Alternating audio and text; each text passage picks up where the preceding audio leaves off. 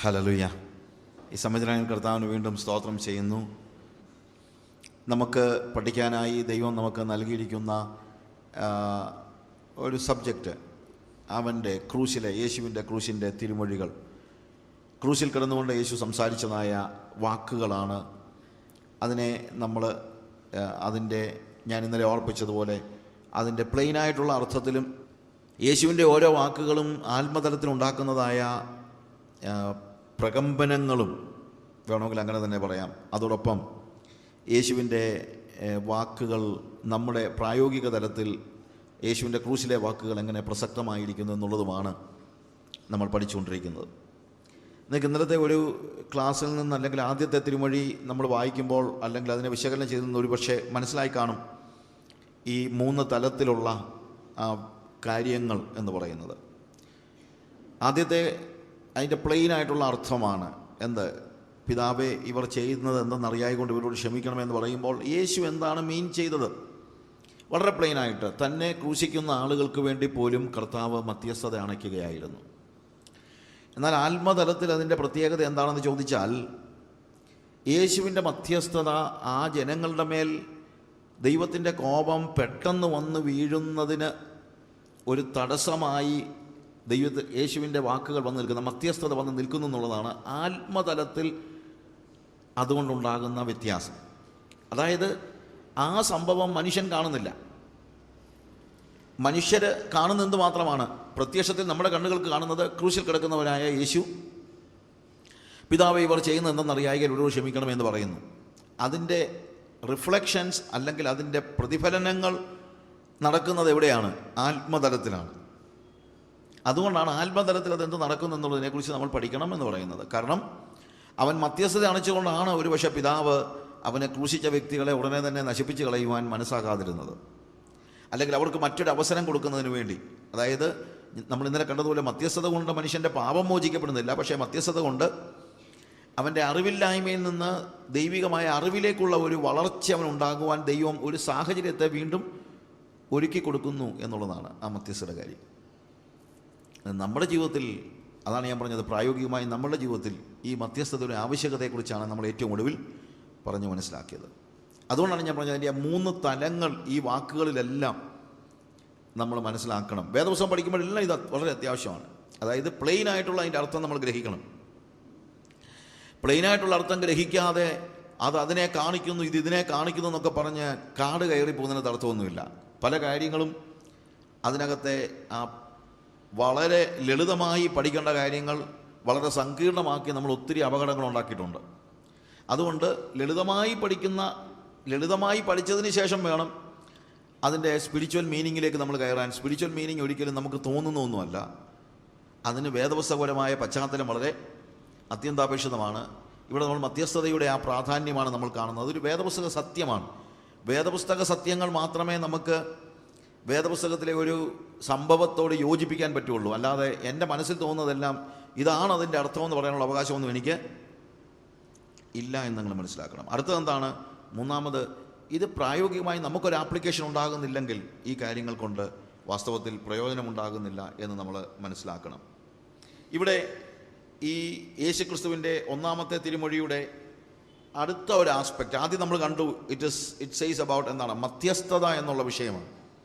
അതുകൊണ്ട് അറിവില്ലായ്മ കൊണ്ട് കർത്താവിനെ നിഷേധിക്കുന്ന ജനങ്ങൾ, അറിഞ്ഞുകൊണ്ട് ദൈവത്തെ നിഷേധിക്കുന്ന ആളുകളുണ്ട്. ഞാൻ പറഞ്ഞതുപോലെ വെളിച്ചം ഭൂമിയിൽ വന്നിട്ടും മനുഷ്യൻ്റെ പ്രവൃത്തി ഇരുളുള്ളതാകിയാൽ അവൻ വെളിച്ചത്തേക്കാൾ അധികം ഇരുളിനെ സ്നേഹിച്ചത് തന്നെ. അവിടെ എന്താണ് സംഭവിക്കുന്നത്?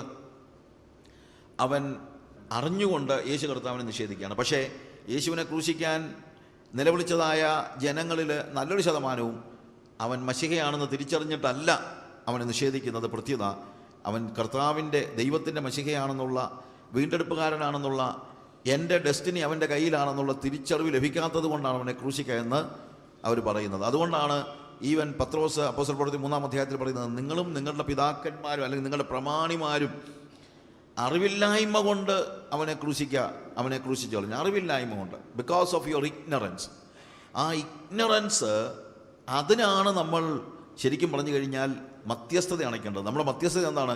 ഇഗ്നറൻസ് കൊണ്ട് ദൈവത്തെ നിഷേധിക്കുന്നവർക്ക് ജ്ഞാനമുണ്ടാകുവാൻ, യേശുവിനെക്കുറിച്ചുള്ള വെളിപ്പാടുണ്ടാകുവാനുള്ള ദൈവത്തോടുള്ള അപേക്ഷയാണ് വാസ്തവത്തിൽ മധ്യസ്ഥത എന്ന് പറയുന്നത്. അല്ലാതെ നമ്മൾ മധ്യസ്ഥത കാണിച്ചതുകൊണ്ട് ആളുകളുടെ പാപം ക്ഷമിക്കപ്പെടുമെന്നല്ല. മധ്യസ്ഥത കാണിക്കുമ്പോൾ ആത്മാർത്ഥതയുള്ളവരെ ദൈവം ദൈവിക പരിജ്ഞാനത്തിലേക്ക് നയിക്കുവാൻ അവൻ തയ്യാറാകും എന്നുള്ളതാണ് ഇതിനകത്തെ അർത്ഥം. നമ്മുടെ കുടുംബത്തിൽ വിശ്വാസത്തിൽ വരാത്ത യേശുക്രിസ്തുവിനെ അംഗീകരിക്കാത്ത ആളുകളുണ്ടെങ്കിൽ അവരംഗീകരിക്കാത്തത് മറ്റൊന്നും കൊണ്ടല്ല, പലപ്പോഴും അവർക്ക് യേശു മശികയാണെന്നുള്ള തിരിച്ചറിവ് ഇല്ലാത്തത് കൊണ്ടാണ്. അതുകൊണ്ട് നമ്മൾ അവർക്ക് വേണ്ടി മധ്യസ്ഥത അണയ്ക്കണം. നമ്മുടെ അയൽക്കാർക്ക് വേണ്ടി നമ്മൾ മധ്യസ്ഥത അണയ്ക്കണം. നമ്മുടെ കുഞ്ഞുങ്ങൾക്ക് വേണ്ടി മധ്യസ്ഥത അണയ്ക്കണം. നമ്മുടെ കുഞ്ഞുങ്ങൾക്ക് യേശു കർത്താവുമായിട്ടുള്ള ഒരു ആത്മബന്ധം ഉണ്ടാകേണ്ടതിന് വേണ്ടി നമ്മൾ മധ്യസ്ഥത അണയ്ക്കണം. നമ്മൾ ഇന്നലെ അത് കണ്ടു. രാജ്യങ്ങൾക്ക് വേണ്ടി നമ്മൾ മധ്യസ്ഥത അണയ്ക്കണം. ജനങ്ങളെ അറിയാൻ, ദൈവത്തെ അറിയാനായിട്ടുള്ളൊരു അവസരം ഉണ്ടാകാൻ, അതിന് മുമ്പ് നശിപ്പിച്ച് കളയാതിരിക്കേണ്ടതിന്. അബ്രഹാം സോദോം ഗോമോറ നശിപ്പിക്കപ്പെടുവാൻ പോകുന്നു എന്നറിഞ്ഞപ്പോൾ പെട്ടെന്ന് തന്നെ വന്ന് ചോദിക്കുകയാണ്, കർത്താവേ, നീ നീതിമാന്മാരുണ്ടെങ്കിൽ ആ 50 നീതിമാന്മാർ നിമിത്തം നീ ആ പട്ടണത്തെ രക്ഷിക്കയില്ലയോ? മധ്യസ്ഥത അണയ്ക്കുകയാണ്. മധ്യസ്ഥത എന്ന് പറയുന്നത് വലിയ ഒരു പഠിക്കേണ്ടതായ പാഠമാണ്. കർത്താവിൻ്റെ ക്രൂശിലെ ആദ്യത്തെ തിരുമൊഴി തന്നെ എന്താണ്? It is an intercession. മറ്റുള്ളവർക്ക് വേണ്ടിയുള്ള ഒരു അപേക്ഷയാണ് എന്ന് നമ്മൾ തിരിച്ചറിയണം. എന്നാൽ അതേസമയം ഇവർ ചെയ്യുന്നത് എന്തെന്നറിയായിക്കാൽ ഇവരോട് ക്ഷമിക്കണമേ, ഫോർഗിവ്, ക്ഷമിക്കണമേ എന്നുള്ളതാണ് പറയുന്നത്. ആരോട് ക്ഷമിക്കണമെന്നാണ് കർത്താവ് പറയുന്നത്? തന്നെ ക്രൂശിക്കുന്നവരോട് ക്ഷമിക്കണമെന്ന്.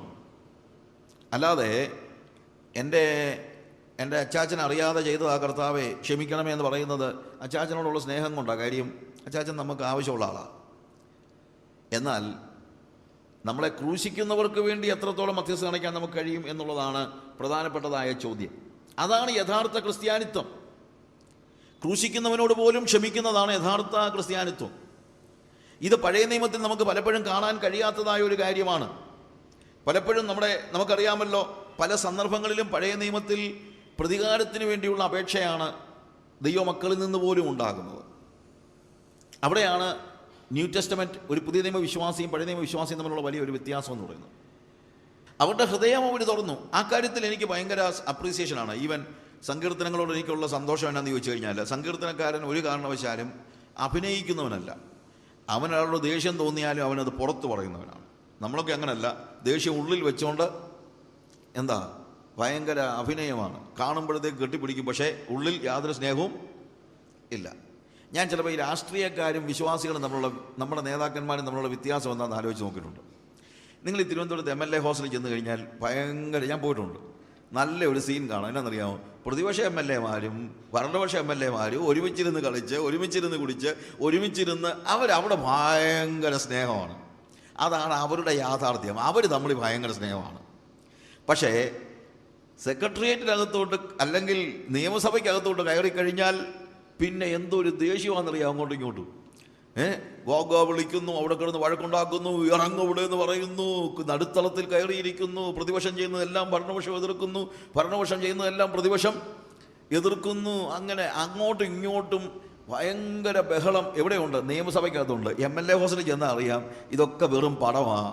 അതൊക്കെ നമ്മളെ കാണിക്കാൻ വേണ്ടി അവർ തമ്മിൽ ഭയങ്കര ഗുലാനാണെന്നുള്ളത് നമുക്ക് അവിടെ ചെല്ലുമ്പോഴേ അറിയത്തുള്ളൂ. അതാണ് രാഷ്ട്രീയക്കാരൻ്റെ പ്രത്യേകത. രാഷ്ട്രീയക്കാരൻ അവൻ്റെ ദേഷ്യം മുഴുവൻ പുറത്ത് കാണിക്കും, ഇല്ലാത്ത ദേഷ്യം. പക്ഷെ അകത്ത് അവർ തമ്മിൽ വളരെ അടുപ്പമാണ്. നമ്മളങ്ങനല്ല.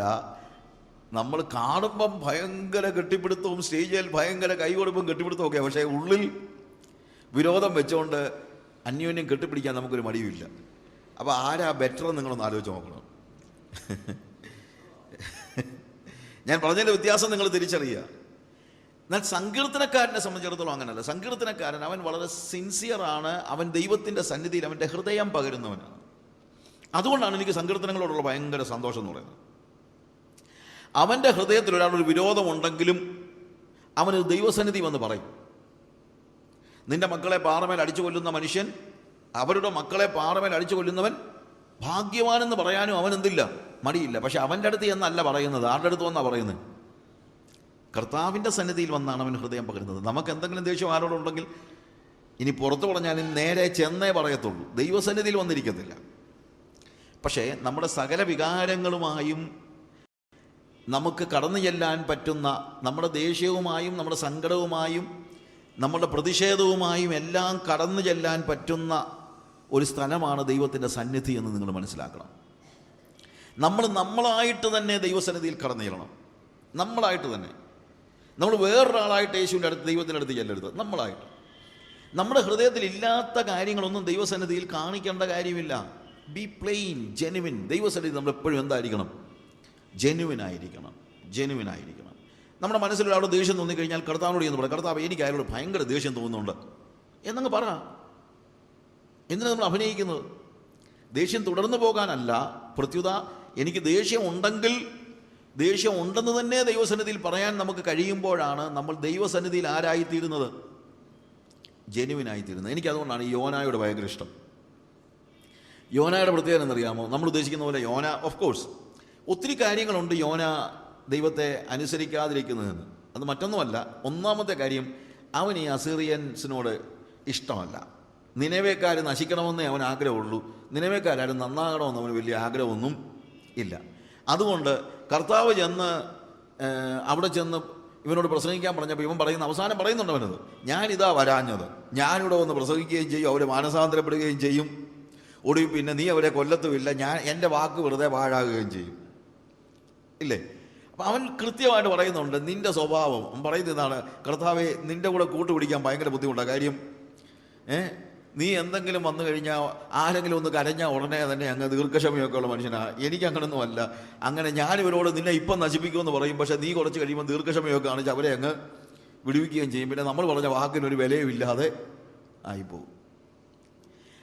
യോന അങ്ങ് കൃത്യമായിട്ട് ദൈവസന്നിധി ചെന്നങ്ങ് സംസാരിക്കുകയല്ലയോ? അല്ലേ? അവൻ്റെ മനസ്സിലുള്ള കാര്യങ്ങളെല്ലാം അവൻ ചെന്ന് ദൈവസന്നിധി ചെന്നങ്ങ് പറയുകയാണ്. നമ്മളെന്താ നമ്മുടെ ഹൃദയത്തിലുള്ള കാര്യങ്ങൾ ദൈവസന്നിധി ചെന്ന് പറയാൻ നമുക്ക് ഇത്ര മടി? ഞാൻ പറയട്ടെ പ്രിയമുള്ളവരെ, നമ്മൾ ദൈവസന്നിധിയിലെങ്കിലും എല്ലായിടത്തും നമ്മൾ ജെനുവിനായിരിക്കണം.